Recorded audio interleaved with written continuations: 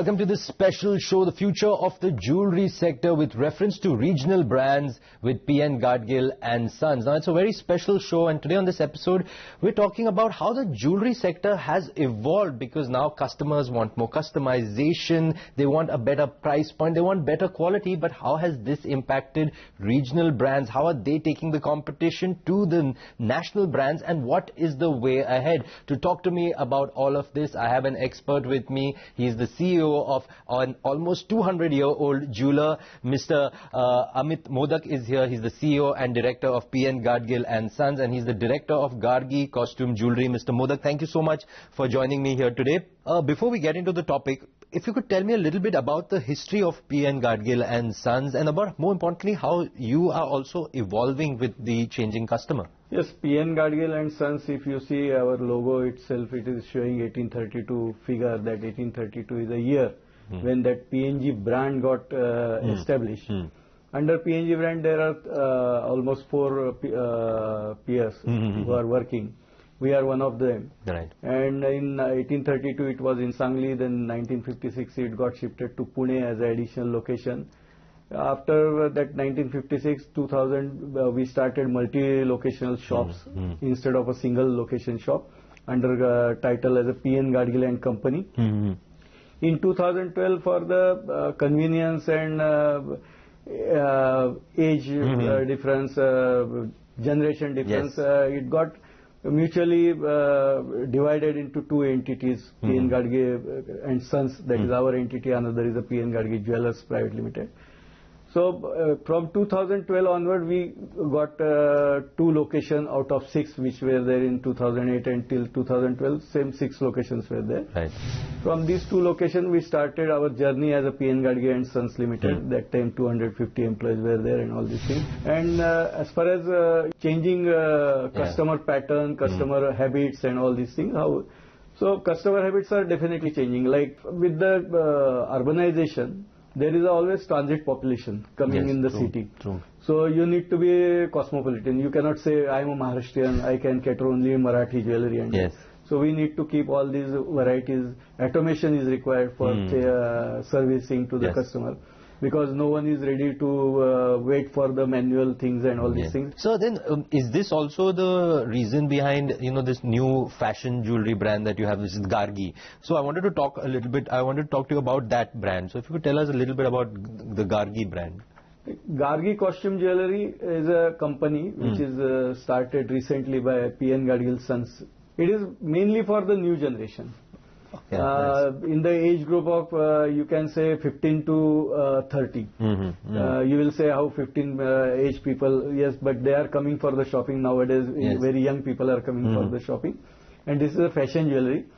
It's price wise very competitive, and it's altogether fashion jewelry means changing almost every 2-3 months. So price sensitivity is there. If very high value price is there, then people will not prefer it. It should be at reasonable price, so they can frequently change according to the changing fashion. And so that brand is introduced. Very nice. So again, just evolving with the trend as you are seeing. But when we talk about jewelry, it's a handcrafted, it has its own beauty about it. How do you go about creating exclusivity in product design? Because that is also what, while the customer wants quality, they want a price point, they also want exclusivity. So how does that thought process happen? See, when we say we are from 1832, that is more than 185 years plus. So we have got Karagis of 6th generation, 5th generation kind of. Right. So there are Karagis who are of their 5th generation serving to us. Plus we have got outies, which are dyes. Nowadays we call it as dyes in jewelry sector. Those are called as outies. So these outies are from ancient period. I can say ancient period because it is more than 100 years old. So those outies are there. So their authentic figures and their finishing is there in those outies. So we have got that finishing more better than the market, and that handcrafted comes there. And handcrafted jewellery is made by the Karagis who are doing that work for 4 or 5 generations. So within their house, they are transferring their technology or their expertise to the next generation. That next generation is also serving to us, giving us. So that is going to be a good advantageous factor or the USP for the regional brands or the standalone shop, because they are maintaining their own karagirs, their style, their handcraft, their finishing for each karagir's handcraft and handcrafting. So that is giving a better edge for us. So exactly this point I want to take ahead, because that where in today's world, where branding and standardization is also a norm, and where national level brands in the jewelry sector are promoting themselves so much, how do regional brands or standalone jewelry shops, how do they carve a niche for themselves? What is your experience, your opinion in this?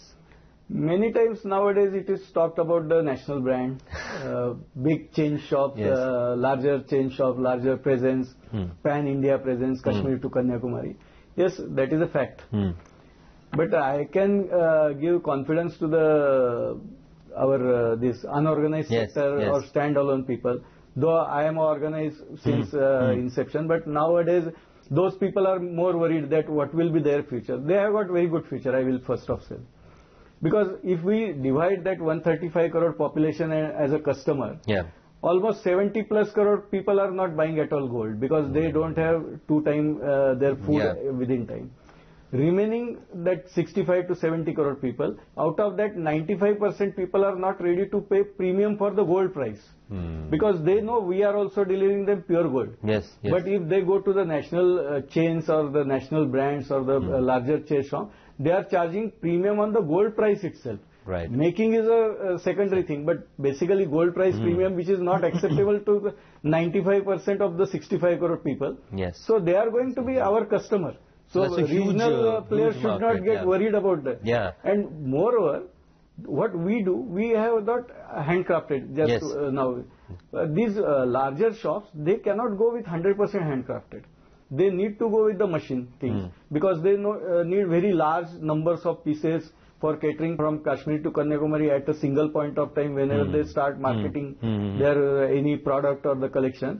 So whether it will be authentically handcrafted, it will be a doubtful thing. But for the regional player, it is not doubtful thing, because they are doing as per the choice of the customer. And very crucial point, all regional player or the organized but regional brand should keep in mind, what national brand can do, we can do, but what we are doing, they can do. Absolutely. No, very well put. And just coming to this point of what you made about unorganized and organized, there's a change coming about where people are moving from the unorganized to the organized sector, in the sense of what I'm saying, jewelers in the jewelry sector. How are you seeing this trend develop? Or what's your view on this trend? Yes, up to the time that hallmarking was not compulsory, unorganized was very much having upper hand. Because we cater in tier 2, tier 3 cities, there we are getting that experience mainly. Because urban area, many jewelers were having hallmarking from almost 10-15 years back, so there was no problem. But when we started catering in tier 2, tier 3 city and we were hallmark, so our parallel or the peers within that area, that tier 2, tier 3 cities, who were not selling hallmark jewelry, they were selling at competitive price. But when hallmarking comes in, everybody's standardization is there regarding the purity of the gold, and price automatically get adjusted, so that unwanted, unexpected, unethical competition gone away, and everything comes under the same standardization, level playing field started. And so now even the regional jeweler or the unorganized small jewelry standalone shop can say, whatever you are getting purity in the national brand shop, same purity is here, because he is also hallmark, I am also hallmark. So that hallmarking should be taken as an advantage for creating or pushing ourselves with the USP, that now we are at par. So that premium point, which was their reason for the charging premium, has gone away with the hallmarking. Very true. So this is kind of, in a way, leveling the field as we are talking. Now, one other big impact that's happened on this sector and, of course, around the world is the pandemic. How has the pandemic impacted the jewelry sector and people, the customers, their buying behavior when talking about jewelry? See, during the lockdown, they could not come to the jeweler shop also to exchange the gold with the cash. But yes, they can go to the bank, place that gold and get the money out of that gold. So it's a anytime money as we said. Gold is a anytime money and any situation money. And gold always adjusts the buying power. If inflation is there, gold prices will go up and get adjusted in the currency term. If it is a deflation or the stagflation, it will be stagnant. And gold has given in last 15 years almost 15% YOY growth in the price-wise, 2005 onward, 15-16 years. So it is more reliable when 100% risk-free. So gold will keep its value forever. And pandemic has made one more difference that there is no place for spending.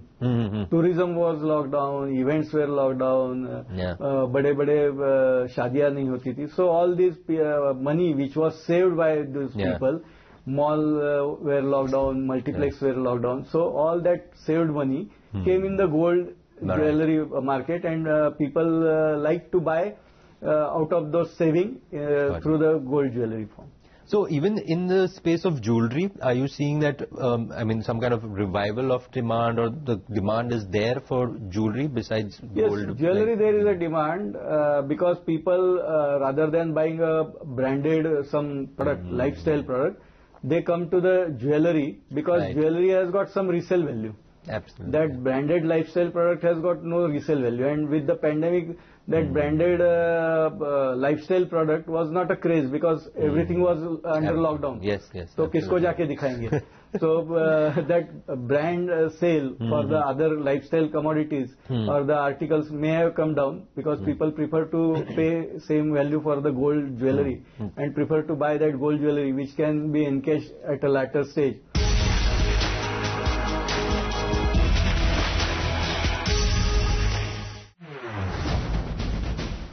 With each passing day, this market is becoming better, and with each passing day, this market is only telling you that if you participated on every decline, you've actually made money. ITC's credo is nation first, sab saath bade. I would like to live this philosophy in whatever business we do. We continue to be very well diversified across product lines. The general health of the company continues to be very strong. We are a publicly listed company. We have access to capital. We have great brands.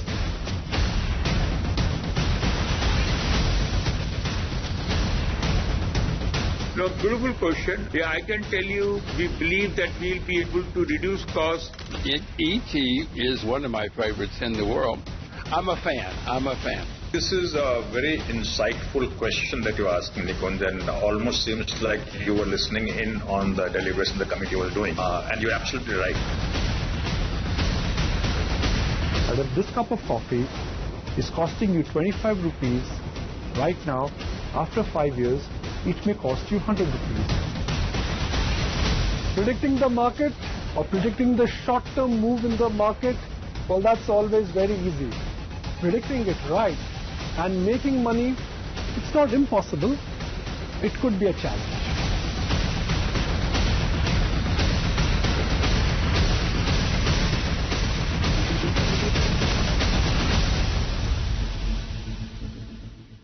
ये चलता है 30 दिनों तक। देखते हैं। अभी भी है। 25 दिन हो गए और ये खुशबू अभी भी है और भी चलेगी, क्योंकि इसमें है नई पावर चिल टेक्नोलॉजी जो 30 दिनों तक बाथरूम को रखे लगातार खुशबूदार। नया गोदरेज है power pocket. Such a big house. Rent must also be high. Could be a big shot. Now I surely want to meet her. So meet the new owner of the house.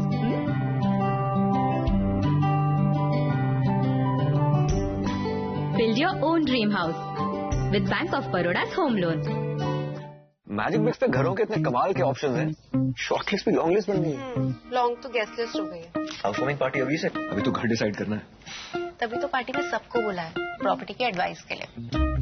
वकील uncle, encyclopedia Rohan, वो society की property expert है विमी aunty, और वास्तु वाले मामा जी, अंजलि मासी। Real expert से advice लो ना। यू? नहीं, Magic Bricks for price trends, locality reviews, legal assistance और सारी expert advice. Magic Bricks, property सही और अब सर्विसेज सभी। Is it true that online platforms have gained favorably compared to, offline shops? Many of these players have been very agile and very alert in terms of adopting the omni-channel trend. For me, the next step of that is going to be into the space of unified commerce. We should believe that India can grow and can grow much faster than many of the other countries because we've really not been an advanced nation from that perspective. Catch the Digital India Summit at these times. Co-powered by Union Bank of India, good people to bank with. Kia.ai, digital future made real. Associate partner, WeWork. Explore flexible workspaces for all.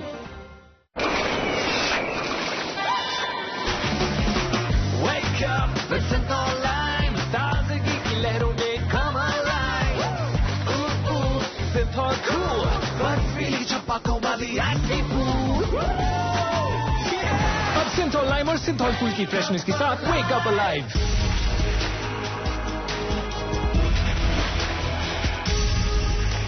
Mr. Modak, I want to come to you from another point of view now. We've spoken about jewelry, handcrafted jewelry and all of this, but there is a lot of, so to say, artificial jewelry, imitation jewelry, whatever we call it now. Are you seeing that that could be a trend impacting the actual, say, real gold or real diamond jewelry, where people might say that, listen, I won't buy these exquisite, fine jewelry and I'll go for this kind of jewelry. Do you see that as a worrying trend for the way ahead? In costume jewelry also there is an unorganized market, huge unorganized market. We call that as a fashion street jewelry market and all these things.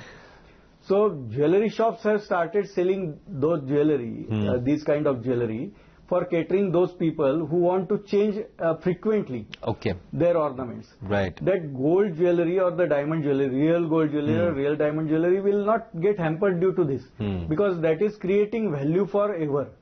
This is creating test for the time being. Right. So the time being test is getting catered with this costume jewelry, and value forever is not there. There is no resale value. So that is a altogether different market. So it will never hamper the market of the real gold or the real diamond. Superb. So it's a whole different target group, target segment as such. Mr. Modak, let's look at the way ahead. What do you see as the way ahead for the jewelry sector in India, for regional brands and specifically for PN Gadgil and Sons? What's the way ahead? Way ahead, these national brands will grow up. They will cater more and more people in the country from Kashmir to Kanyakumari, no doubt. But as I said earlier, 70 crore not a buying out of remaining 65 crore, 95% are going to their traditional and local jeweler, 5% are going to the national brand. That 5% may get pushed to further level because of the transit population. Because if I am a regional brand, my customer will have choice to exchange within the Maharashtra or adjacent to the Maharashtra, because I have got 29 shops, like 27 in Maharashtra, one in Gujarat, one in Karnataka. But these national level brand, they have got Kashmir to Kanyakumari. Yes. So their standardized practice, standardized buyback policies and all these things get catered from Kashmir to Kanyakumari at the same level. So more the transit population, more the inclination towards this national brand. Right. And restricted that transit population will give survival to the local brand. For PN Gadgil Sons, we mainly focus on the tier 2, tier 3 cities, because their buying power is better than the urban area. Urban area is a EMI economy. हर किसी के पीछे EMI लगी हुई है. Either it's for car or it's for flat or it's for iPhone gadgets, or what it. But in tier 2, tier 3 cities, that lifestyle is not there. They have got their own property to stay, own food resources out of their own agriculture product. Peripherals are restricted, so vehicle is not required. So they have got huge disposable surplus. And that disposable surplus ultimately comes in the gold in tier 2, tier 3 cities. So tier 2, tier 3 cities are better. So we are also concentrating on tier 2, tier 3 cities rather than the urban or the tier 1 cities or the metros. Oh, fantastic. So there'll be more expansion of yours there. Mr. Modak, when we talk about the associations, the industry, jewelers like yourself, government, what more can be done to boost this sector? Because as we've seen, it's a very important sector. It touches every sector. Wherever a person might be, he might be working in an IT company, but that money saved is coming into the jewelry sector when they buy some jewelry. So what more should be done to boost this sector, improve the sector? First of all, government should start watching this sector with the respect. Because many times it is talked about jewelry, it's not good. But yes, we are doing extremely well for the nation. Almost more than 1 crore people are engaged in this industry. So directly, indirectly, there is employment provided by this sector.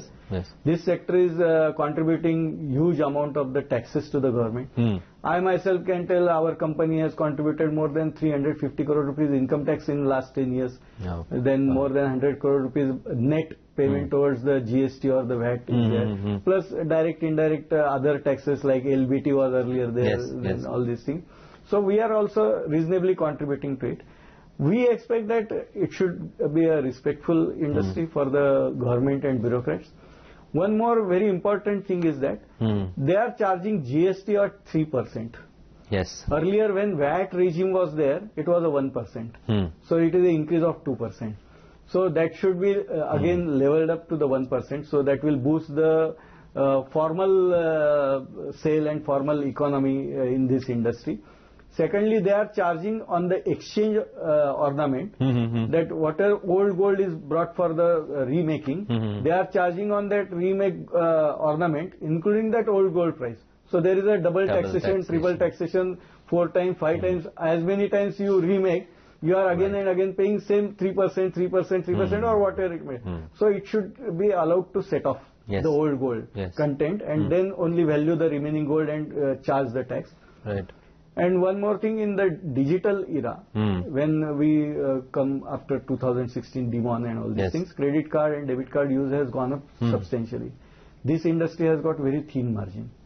Especially jewelry industry has got thin margin. I am not talking about studded or the diamond. For the gold jewelry, hardly net margins are 2 to 2.5%. If I pay 1% MD charges, that member designated dealer charge to the card company or the bank, I hardly save something, so that it should be meaningful for this industry. So these two things I am expecting, that no double taxation for when exchange jewelry is there, and this digital charges, and it should be again brought back to the VAT level, that is a 1% of the GST. Very important points there. Thank you for sharing that, Mr. Modak. We've just run out of time. I have one last question to you. I've spoken to you about the future. I've spoken to you about the long glorified past of the company.